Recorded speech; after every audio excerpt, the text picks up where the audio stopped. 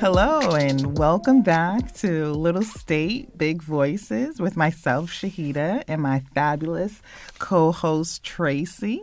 Hi, everyone. Welcome back. And today is another special day, another landmark episode from us, because today we have our first guest, our first interview.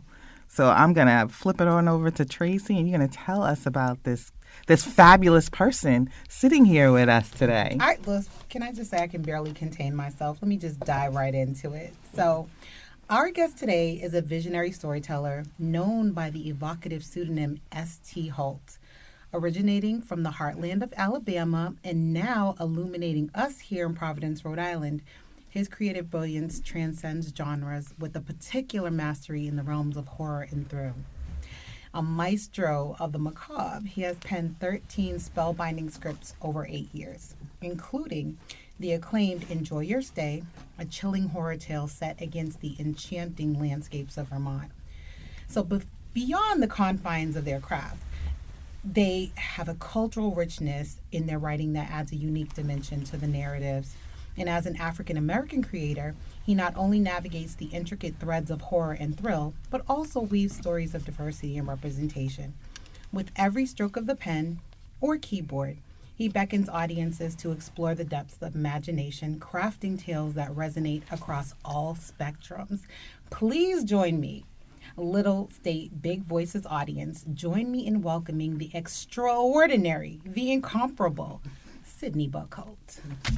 Hello, Pause everyone. for applause. Pause for applause. I'm like, I wish I know how to insert the applause. I'm going to learn how to do that into a podcast. Hello. Hello. Happy to be here. How are you? Good. Welcome, Sydney. Thank you so much for being our first guest. I couldn't think of a better person. Oh, thank you. I'm very happy to be here. It's my first ever podcast, so go easy on me, okay? We're definitely going to go easy. Maybe towards the end, it might get a little risque for you. Because I'm a writer, too. So we have, and today I felt like we needed to break out this. What in the world? Stephen King's study candle? It stinks. So But for a horror writer. For those of you who cannot see, because we haven't gotten into recording video today, but we will have some great photos of Sydney in our Instagram and our TikTok page. But what Shahida has brought is a purplish colored candle that says Stephen King's study, and it supposedly smells like mysterious smoke, and it's deep and rich, and it burns for 40 hours. Made in Maine by Nubble Light Candle. I'm gonna smell. Oh, you can smell it. It doesn't smell Brace good. yourself. I don't hate it. Really? Okay. You smell. I don't. It's.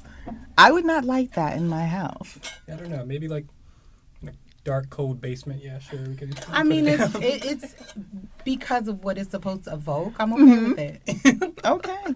Well, Mr. King, I bought this at the main Stephen King library / museum. Nice. So I'm a huge fan of horror. Okay. So please get into it, sir. Absolutely. So yeah, I've been writing horror since I was little. To be honest, I was in middle school, and I always had this vast imagination. And unlike everybody else, I don't know if I can say it on a podcast, but I just like the idea of blood and gore and This is the place to let it loose, because this is Shahida's thing. She likes horror, and I avoid horror. I love comedy. I love anything that is not scary. I like a thrill, but I'm learning to appreciate the craft more. Now, I will say I do like the movie Carrie. That's probably the one horror Carrie's movie fantastic. that I can rock with. Amazing movie. So you started writing, you said, at what age? It was 10. 10? Horror at 10? Yeah. So what influenced that? So me and my mom, that was our thing. We used to watch horror movies a lot, right? I was the only one in my family who would sit on the couch and with her and not run away or go screaming or talk through the movie like my other sisters and my brother would do. And so I think my first movie I ever watched with her was Hellraiser, which I don't know if you guys know. Definitely watched it. Mm-hmm. Pinhead. Mm-hmm. I watched it with her. Like, she told me to, go to my room, this is not for you. But, like, I was so interested in it. And, like, I just fell in love with the character, the Hell Priest. He's just amazing. To this day, I think he's one of the best characters, like, ever to grace the screens of horror. But that's basically where it stems from. Like, I think I want to write stuff like that. Like, I want people to be terrified and scared. And, like, that's what I want to do with my life. And so ever since then, it's just been uphill like that. So. And I've read some of your work, and, we'll get into where people can find your work. And I was a little scared when I was reading it. I was like, oh, okay, this is not a situation I'd like to find myself in. It's horror. Right. Anytime you say cabin, that's gonna be it for anyone. Yep, So. New England, cabin, you already know. Something's going down. That was the biggest thing with Enjoy Your Stay. I think it was the whole idea of isolation. Aside from there being, a killer on the loose, obviously, but, like, there's no help coming, police is 50 miles this way, and, like, all you have is yourself, What do you do in that situation? It's like where we kind of get Final Girls from, like, right at the end of the movie, it's like, what else are you going to do but fight back? But in this case, it's kind of different. And that's the great thing I feel about writing, because you kind of have like a staple, what scares people. Most people already know, right. But each writer is able to inject so much of themselves to make it different. Yeah. In reading your stories, I see, you've injected yourself into it. Can I ask a question, though? Of course. So you're originally from Alabama. I am. Is that where the horror came from? Yeah. It is. Growing up in Alabama has its times. It's a southern state. I'm an African American man. Like it's we all know the history behind it. Alabama is very, scary at times. Realistic scary. But like, I feel like, besides me and my mom having that connection, it's also a way to like guide my fear somewhere else. Like growing up, like always stay away from this city. Don't hang around these people. Stay away from cops. All that stuff that you hear. It's like it's reality. That's terrifying. You know what I mean? But like I didn't want to be in that space. So what I found myself was being in my house, being in my room, and writing my own horror stories, ones that I can control, because I can't control reality, unfortunately. That's almost like a form of therapy. Yeah. That you created for yourself. Because first of all, being a child is scary. I remember having just anxiety being a kid because you don't have much control over much of anything. Exactly. And when you write, and I also write, and when you write, you can create your world. You do. Yeah. And so it's interesting that you moved more toward the horror genre. Now, what I want to ask you about your writing is, do you find that there's more horror in the blood and the guts, or more horror in the fact that there's no control? Ooh, that's a good question. One that I feel it doesn't really have a correct answer. I think blood and gore is such an aesthetic, you know what I mean? Like there's so many subgenres to horror, but I feel like when it comes to like thrillers and things that make you think, right? Like you have to think in order to get the horror. I feel like that's more targeted towards the people that we have today. Those are the ones that are going to win the Oscars. Those are the ones that's going to win those awards that every horror writer is seeking. But I think reality is like the scariest thing ever. So people like Jordan Peele, who can grasp a subject that is like hard to like look at in real life and make a horror story out of it, yet still send a message.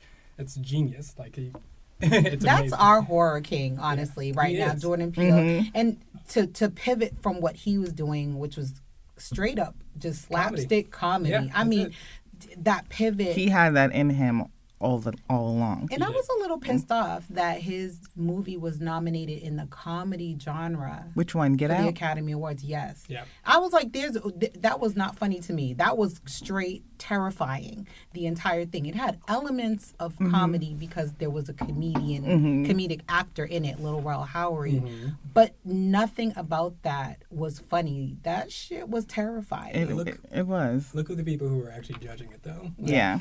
I mean, I think we have to stop leaning in on the Oscars and everything.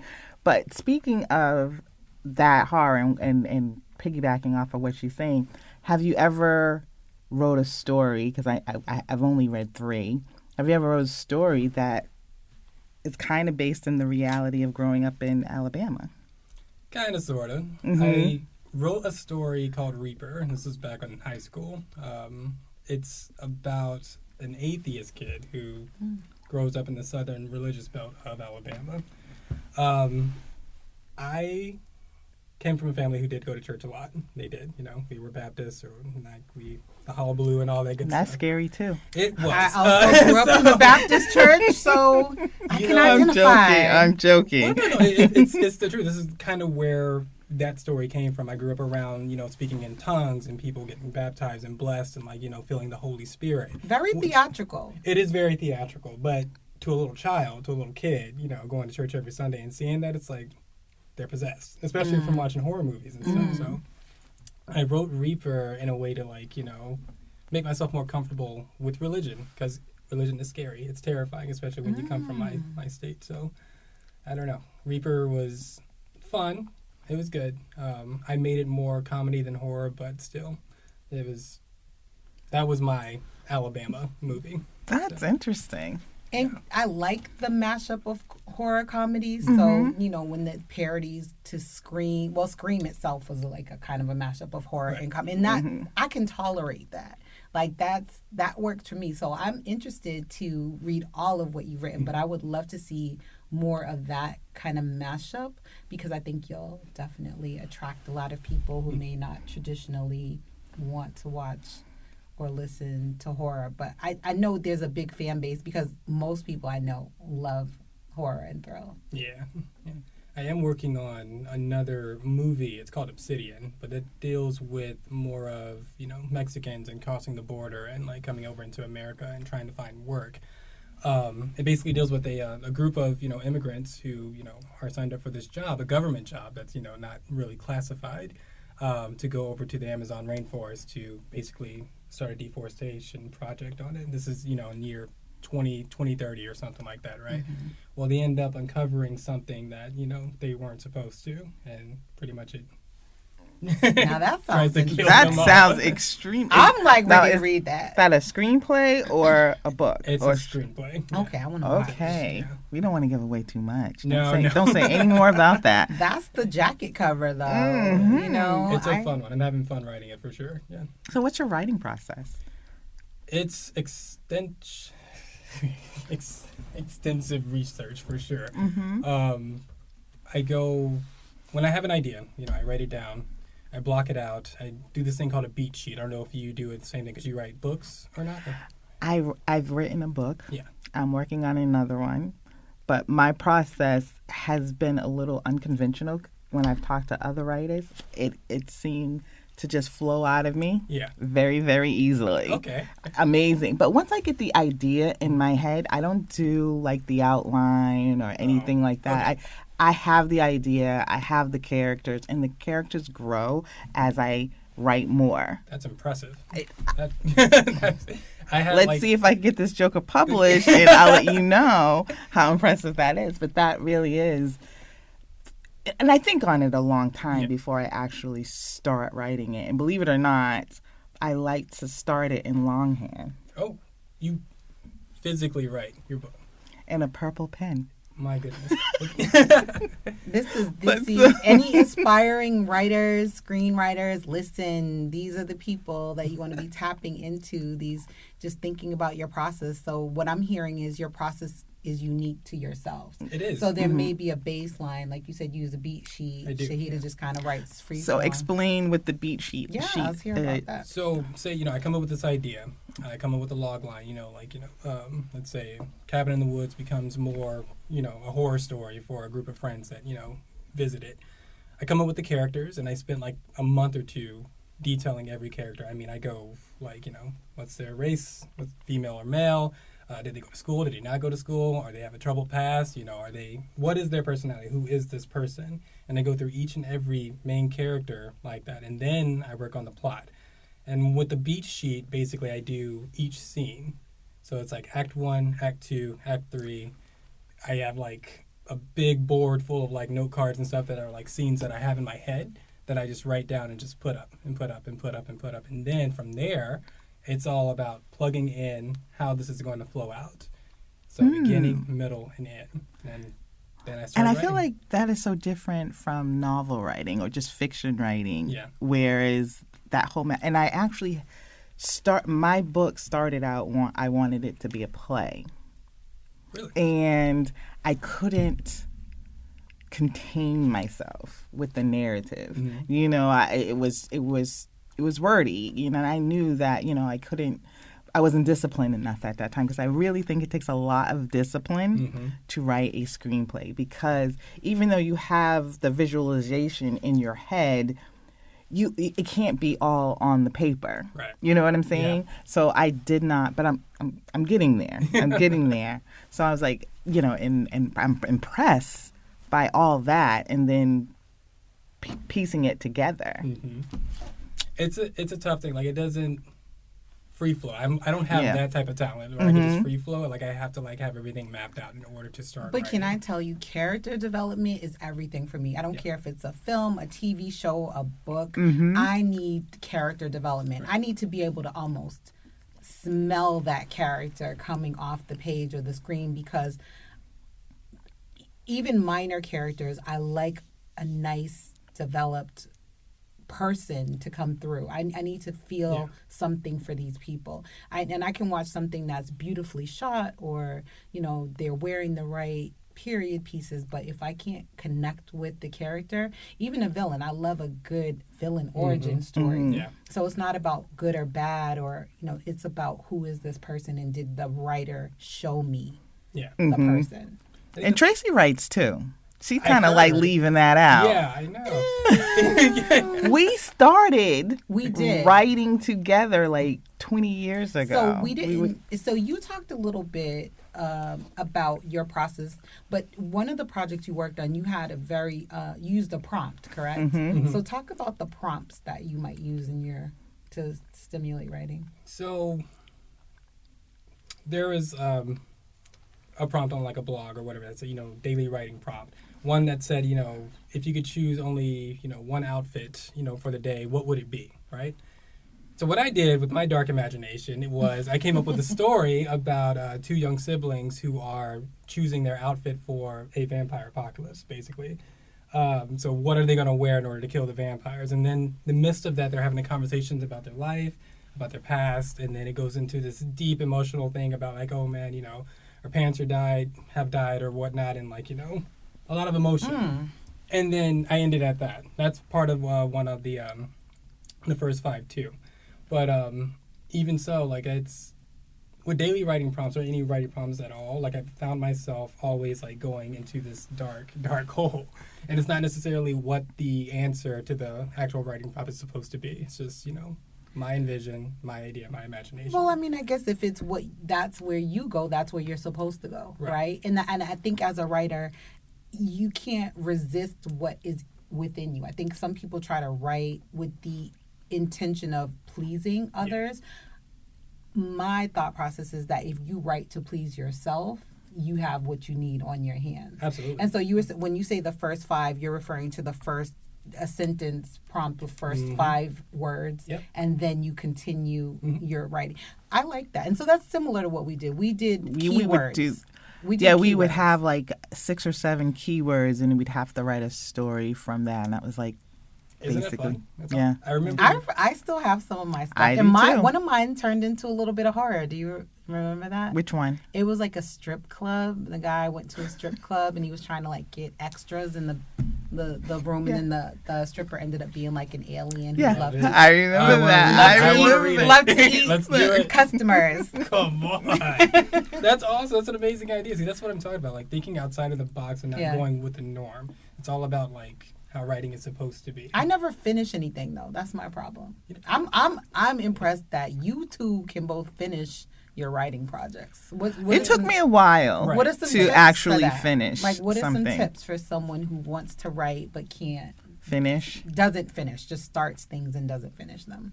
It's a tough one. Again, like I have to map mine out. Like we work on different wavelengths. Like she is a free flower, obviously. Like her imagination just keeps on going, and she can just turn out anything. I can't do that. Ooh, no. Come on. When you say free, but when I say free flow, I've already saw it in my head, Right. like a movie. Yeah. So then I can write it. But it's very hard for me, like even with the 6-letter prompt or the 6-word prompt thing that we used to do, to finish something from there. Okay. You know what I mean?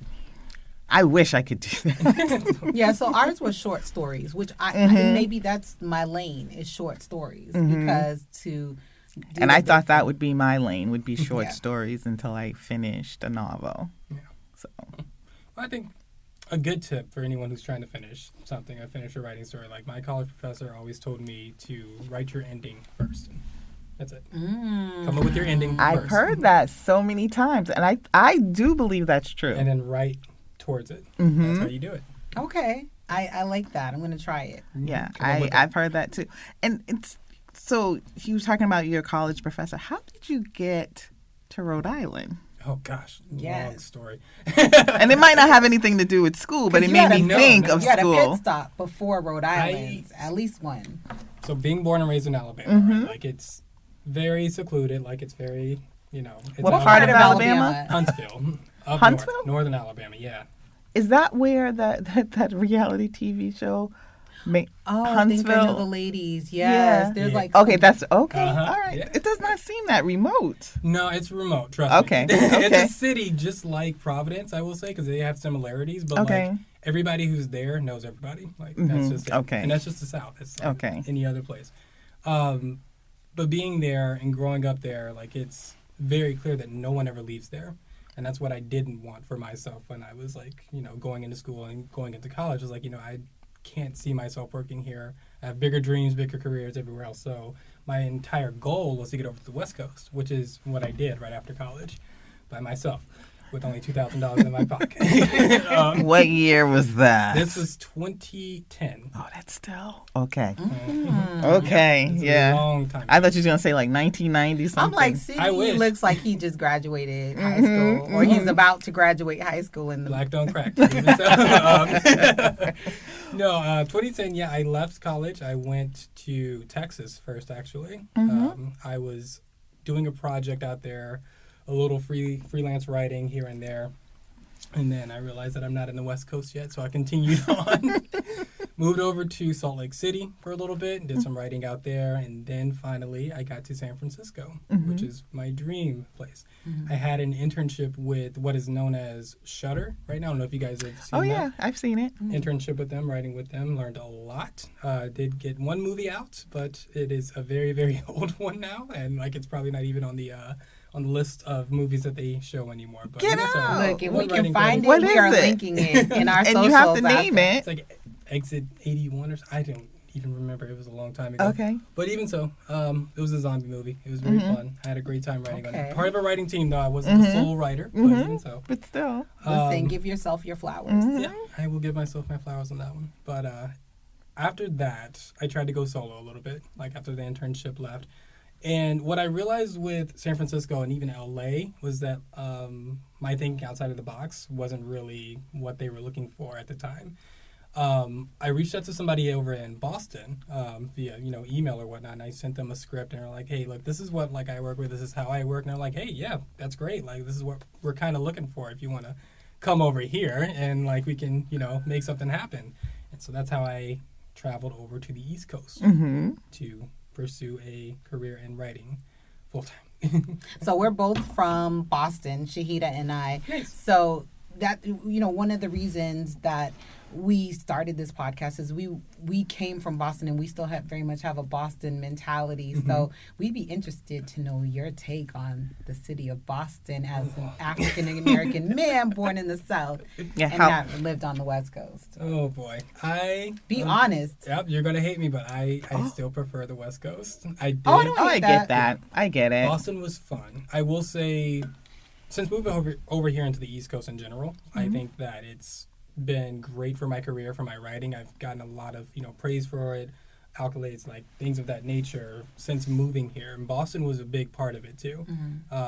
They connected me with a lot of people that are not just in Boston, but they're everywhere. And like those connections have gotten me to write more scripts and get all these deals here and there. Like it was good. Boston was good to me. How long were you in Boston? About a year and a half. That's it. Okay, and then Yeah, how'd you get here? How'd you get here? So I didn't want to live in the city anymore because I didn't like the city, unfortunately. But I also didn't want to be in New York either, which is where like my oldest sister was, and she was like, "You should come over here because writing is." It's an acquired taste. It's fun to visit. I don't know. I wanted something that was a little bit less aggressive, I guess. I think Boston and New York are both just, boom in your face. And you came from a small town. Yes, right? I saw that Southern boy mentality. I just can't really do big cities too much. San Francisco was great, though. There was something about San Francisco that was just laid back. Like, it wasn't so, like, I've got friends out there, and they like it. They love it. I miss it so dear. It's like a home away from home. Would you go back? He's gearing up to go back. Maybe. I don't know if I will go back. Right now, it's like, it's a mess. Like, over the years, it's kind of... I've read some stuff. It's not the same anymore. The homelessness out there. Not to go off subject. It's just no. These are things we're talking about because we came here for a reason. You came here for a reason, and Rhode Island is one of the most attractive places to move to from another state. Right. I think people leaving Boston, this is like their seventh choice. Actually, this is the seventh choice nationally for people to relocate to. So people move for all different reasons, but. And partly from what you said, because it's not as busy. It's not. And I lived in Mississippi for 7 years. What part? Have you got family in Mississippi? In Columbia, Mississippi. Love it. Really? I love it, yeah. You know Columbia? I know Columbia. Okay. My great-grandpa is in Jackson, Mississippi right now. Okay, yeah. So I think it's like, coming from Massachusetts and Rhode Island, and you drive 2 hours and you're in another state. And being in Mississippi, and I drove, I think, to, the Delta? Okay. It was like a 6-hour drive. It was 4, I'm like, and I'm still here? I'm still here, but I live there. That's most other states. I know, it's crazy. And so I lived there for 7 years, and I appreciate the Northeast so much more, but I actually loved it because I loved the people that I was around, and I still go and visit, friends that I've acquired as family there, and it was technical. What happened? Difficulties. Yeah. I know. We're back. Okay.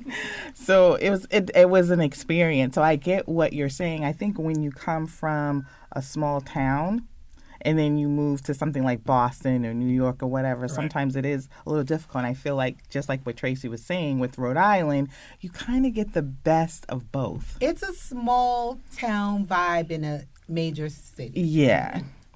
That's what I love about it. I agree, yeah. Yeah. It's also a good balance, too. It's not... Like, if I needed to go to New York or Boston, it's not about a 3 or 4 hour drive. So let me ask you one more thing about moving out here. How did you find... you were able to gather together a social life? Have you gathered a social life? Would you like to expand on it? Because that's one of the things I think when you relocate to a new city as an adult, you have to make new friends, and that can be a little daunting. It is. My personality is not for the faint of heart, to be honest. I am a nice person, don't get me wrong. Like, I have Southern hospitality, but like we can have a normal conversation, but it automatically goes into something that's just like complete left pocket. Like, what in the world are you I think you're about? In the right place for that. Yeah. I think you're right where you're supposed to be. I've gotten a few looks and a few is he serious or is he not serious type of deals after I've had conversations with people that I've just met. But How long have you been in Rhode Island? For 3 years now. 3 years, yeah, okay. 3 years. So I think it takes a while to get adjusted. It was 10 years before I just finally said, okay, I'm here. I know. I'm year 5, and I just came to the reality that I live in Rhode Island. This is my new home. I still don't even know the surrounding cities and surrounding towns at all. Like, people will tell me that, I live here, and I'm like, oh, that's so far, and it's like 5 minutes away. It's like, oh, okay. Nothing's far in Rhode Island, which is beautiful. I never know. The smallest state. I know. Well, you have to stay tuned to our podcast. We're going to be traveling. We're going to be doing the legwork and the research for you. We're going to be going around to different places, different towns, enlightening people on what's available in Rhode Island beyond Providence, which is lovely. We love Providence, but we're going to see what else is out there too. I will say, moving to Providence, the food scene here is like crazy. Like, Crazy. Unbelievable. It's almost like New York, Hell's Kitchen. Like it's just, there's so much that you can eat and there's so many like options that you can't do here. It's not just all, deep fried and chicken batter and stuff. But even so, I think me as a big foodie, that's one thing that I do love about Providence is that like there's always Food and different culture. options. I say it all the time. That's That good. Rhode Island has it. So That's it. So, as a creative, how do you feel about Rhode Island and what it has to offer you as a creative? Well, I mean, it's no San Francisco, but it has its charm to it, I think. Since moving here, I will say that it's very hard to come up with like some type of story based out in Rhode Island. I think it has its own type of scene to it that I just can't really like. So you came here 3 years ago. So I think when I was growing up in Boston, before I lived in Rhode Island, the main thing that we talked about was corruption. That was like a big cloud over Rhode Island, that there was corruption here, but there was also this kind of tight knitness and togetherness. Those are the best ways that I can describe what I knew about Rhode Island. And there was like Lincoln Park, the amusement park. Do you remember Lincoln Park? I do remember that. I didn't know it was in Rhode Island. All the years that we were coming with my I didn't know it was in Rhode Island. And whenever I thought about Rhode Island, all I thought of was mafia. Yeah, I was about to say, what they built by I'm like... So in my head, I was like, okay, if I had to write a horror story, what would I use? I would definitely use the mob. There would be an Italian restaurant in there someplace. The drive-through theaters, which we have so many here, and not many in Massachusetts. I think we only have one. I thought we had 2 or 3. And in Rhode Island, there's only one, the Rustic. Oh, they're gone? The other ones are gone? I didn't know any other ones. Anyway, I digress. But yeah, I think that once you actually take a look around and maybe talk to more people, and that's what I want to do. I want to talk to more people who have lived here before to get a feel for what their take is. Because when I moved here, people kept saying, "Well, why did you come here? Why would you come here?" Was more like the response I was getting from native Rhode Islanders. Yeah. They could not believe that I would leave Boston to come to Providence. I got that so much. What's the problem? Like, I love it here, but it's a different perspective. So I think there's some horror prompts out there that you can tap into. And also you have to build up community. True. Yeah. So if you're not, you have to open yourself up to meeting new people. And like I said to Tracy last week, for me, it was when I finally started working here. So I spent 15 years working in Boston commuting. Yeah. But it was when I finally started working here, that's when I started to build community and actually love the space. Right. So, and for like, I joined this space, List RI, a long time ago. So it used to be another, What Cheers, that it was right down the street from my job. Okay.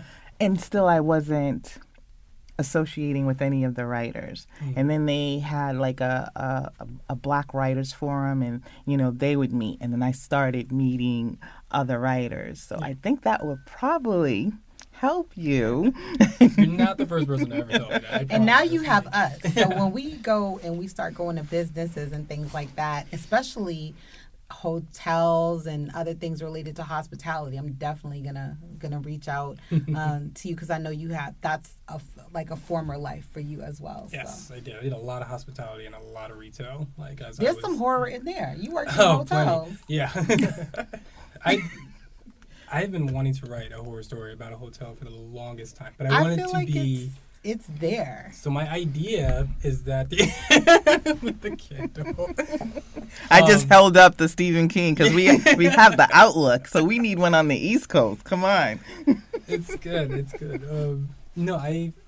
I've been very fascinated by H.H. Holmes recently. America's first serial killer, but how his hotel, is built, and how he murdered his victims and things of that nature. And I just really, really want to write a horror story or a horror movie regarding that, and it's some type of hotel built over his grave, which, by the way, it's still unmarked and no one knows exactly where he was buried. If you guys didn't know that, it's a fun fact. Where is it buried though? Like what city? Unknown. No one knows Yeah. that. Oh, I After they thought. found out what he did, like they were. I'm thinking Bates Motel because they know people would go dig his grave up and Yeah, that's They true. would. some Mhm, stuff. That's That's true. great. That's Like, another little. he denied killing anybody to the very end, but even so, like The evidence was there, sir. evidence was- So every time It's I always been there though. I Like, know. every time I check into a hotel, I look under the bed. Okay. Do you guys do that Yeah, check your mirrors too. No. to make sure there's no Check your camera? mirrors. As Because much as Cara is, no, I have never I done need that. to make sure it's a platform so that there's nothing you could put under there. I'm gonna get killed. and that nobody's like I don't and I look in the closets too. But I definitely look up under that bed. I don't know why. I don't look in the closets. I don't look under the bed. You just if it's gonna happen, it's gonna I happen. just walk in. If it's gonna happen, it's gonna happen. No, funny thing, right? Has this ever happened to you guys? Like you hear a bump in your house, and you'll be like, "I'm so tired. Just come get me. Yes. I can't even get up. So if I'm gonna die tonight, I can't My even dog get up." likes to stare at the wall whenever I'm watching like a horror movie or whatever. He'll just stare into space, and I'm just looking like, okay, well, What do you see, buddy? What is it? What if? At least you have a pet to warn you. Is it warning me though? I'm just, I'm just looking. Because these dogs are different. They are. They will leave you. They will They will let you go down with the boat. They give you one arf, and then they're out. That's it. Oh, God. Well, thank you so much for joining us today. I appreciate this. Has been good. This is fun. This is I real fun. definitely can't wait to see what you come out with next. So before we get into where you'd like to be found, we do have some kind of fun hot seat questions for you. What is the hot seat question? Let's go. Okay. Well, do you want to Okay. Oh, do okay. the All honors? right. They're not hot seats. 3 things you love about Rhode Island. Don't think about them. Just say them. Food. I knew you were going to say that. Oof, can't say the weather. Can't say the weather. No. We have People. great summer. Great summers. There you go. That's 3. No. You're leading the witness. That, I know. I'm like, this one, I'm not going to say a word. One thing you change about Rhode Island. Ooh. Brutal honesty. Some of the people. So, But that's everywhere. One of the things you love is the people, but some of what you would change would be some of the people. Some of the people, yeah. Some of the people are kind of like rude, just like Mm-hmm. for no reason. Like not even Boston rude, just like Just rude, just Yeah, snobby. Is that's it it. snobbishness or maybe that's what it is. You know, you do have Brown University here and RISD people. or are is it like, racism? Like which one is oh, it? yeah, that's Because I it don't know. could be. I know racism, but I don't know. Rhode Island doesn't have that just yet. It might just be snobbishness. I think it's But snobby, it's yeah. feast or famine because I think there's the middle class. I'm still looking for it. I'm not even sure I belong in it. What do you mean? Like, because I feel like people are either kind of rich or kind of poor. Can only be 2. I'm trying to find where's the middle class. You know, I think I she's- feel like I feel like I'm in a happy middle. I'm middle class adjacent, Yeah. aspirational. Struggling over here. Okay. Struggling writer. That's it. I feel like I'm still So I struggling. feel like too. you're either rude because you're poor or you're rude because you're rich. That's it. Okay. Now, see, I haven't met a lot of rude people in Rhode Island. I feel like everyone has. I've definitely been ignored, and I can't tell if it's because I look the way I look or because they're just being Rhode Island rude people. Probably because of my hair, but I've been ignored. Your too. hair is so cool though. Sydney's It's hair funky is blue. color. It's blue Mhm, today. mhm, It mhm. was green. I change it every last season. month. Yeah. Every season. Every season I'll try to change it. Yeah. That's I funny. like that. Love it. Love it. You'll and that's see what the they pics say about on our hair. socials. Okay. If you could swap lives with a fictional character for a day, who would it be, and what wild escapades would ensue? Ooh, fictional character.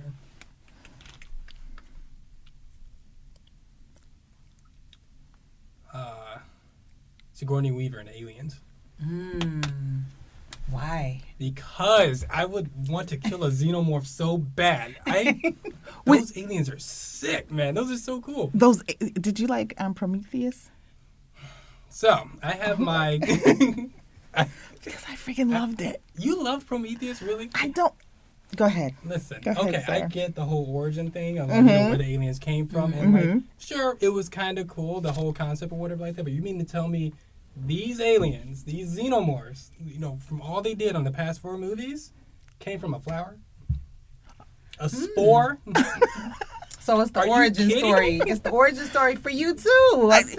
Are you kidding me? I know. Get out of here! God, it was so great up until that point when they actually showed us like how it became. That's actually frightening because the Yeah. flower is so tame and known as something that's beautiful That's and a way to mild. think about it. You He's don't like, he's own pissed. So the fact uninhabited that- planet, The and fact you're that I telling me trusted you, little flower, and then you ended up being. it was an uninhabited planet. You shouldn't trust anything that's on there. Haven't you? I have not Come seen the on. movie, so You haven't seen Prometheus? no. I think the only thing I loved about Prometheus is just how they thought that they could make a connection with the Oh, and then the he ancients, yeah. came out and whooped their So kind of like that alien that was at the mall in Miami last week. That was they it were- really an alien though? Was it I don't really know. one? Wait, I what? don't know. Was it really? I don't know. I There were missed this story. reports of a gray being walking Yeah. around. This huge thing happened in Florida where like this great being. Of came course it into- was Florida. I know, that's what I said too. But the whole mall, I guess, like went to this frenzy. Like it was a whole crowd. They started running. How did I miss this? And then supposedly there's no footage, not good clear footage because their phones were wiped. Oh, BS. Everybody who was there said, and they interviewed, said there was an alien. There was 2 of them, I heard, and that they were walking through the mall, and like people were just So Scared aliens picked Florida. The mall in Florida. Police reports officially said that there was like a group of kids that were just like acting up. I feel like that's the new flash mob, maybe. Oh, these aliens coming. And honestly, we are so jaded as a people now that if aliens did actually just come down and we saw it, I don't think we would run. We'd just think it was somebody dressed up as if I saw one of those Prometheus beings walk out in front of me, I wouldn't believe it. I would just keep on going. Walk the other way. I'm going to Duncan and that's where I'm going. But you're like, listen, I was in front of you. Okay? Exactly. Get behind me. Excuse me, sir. Sir. Sir. Oh my God. Exactly. This So I'm surprised I missed that story. Do you believe in We'll aliens? have to link it. Do I believe in aliens? I do. I am unsure. If there are aliens, I am disappointed in them for not rescuing us.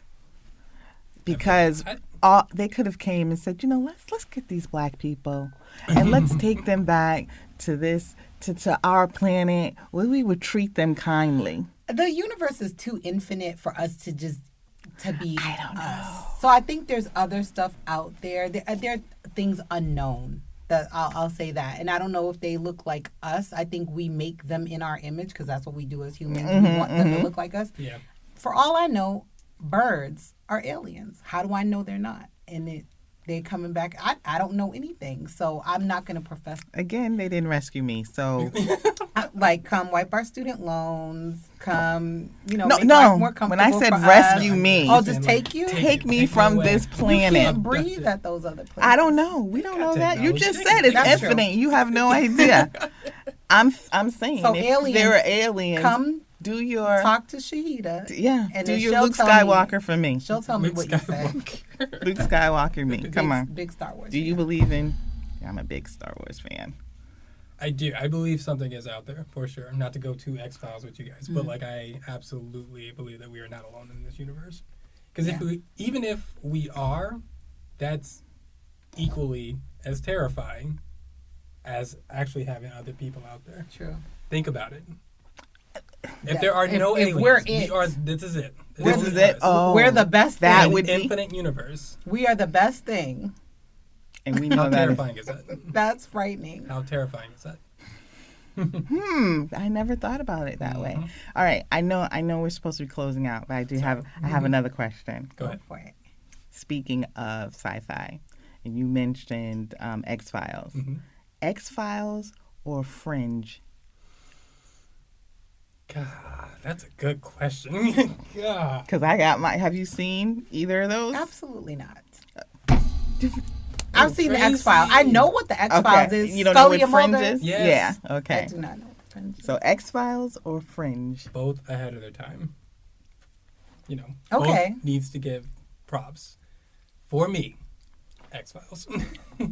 I can get it. I can get it. I'm But always for me, looking it's for- Fringe. I'm looking for something to binge, so maybe I'll. Oh, it's on HBO. Start with Fringe. Fringe is Okay. Is it like It's Black 5 Mirror? season.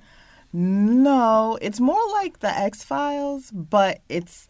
I think after season 1, it became a continuous story, and so they wrapped it up nicely in season 5. But it's just like, you know, each episode is kind of a new story on something unusual. Yeah. Okay. And Walter, come on, Walter is the best. I gotta check TV this out. character. Okay, you guys have my interest peaked. Okay, all right, You should. and from there, I'm not going to ask another question. Okay. Because We'll I have was to have I Sydney was back. going to ask what his favorite book was, but So what we'll do is we'll drop a link to Sydney's favorite book on our social media. yes. So Sydney, tell us where we can find you, where you like to be found, and where your work can be found that you like people to know about. So you can catch me on the Headfone app, which is spelled Headfone. You can download it, subscribe, and you can listen to all my stories that I've written solely. They are all voice acted, so it's almost like an audio book, but it's actually just an audio story. So think of, watching a movie, but listening to it instead. I also have Writer's Blockade 4 at WordPress.com. That is where you'll find the the first 5, which is all my short stories and things of that nature. So I am around, and I'm also on Twitter too, under St Holt. So. Awesome. We'll link all of that so that you all can find Sydney. So you can find us, Little State Big Voices, on Spotify. Now we're on Apple Music, and we are also on Amazon Music. And we're also on Instagram and TikTok, always under Little State Big Voices. Thank you so much. Thank Yes, you. it's It fun. was really great. So, till next time, everyone. Until then.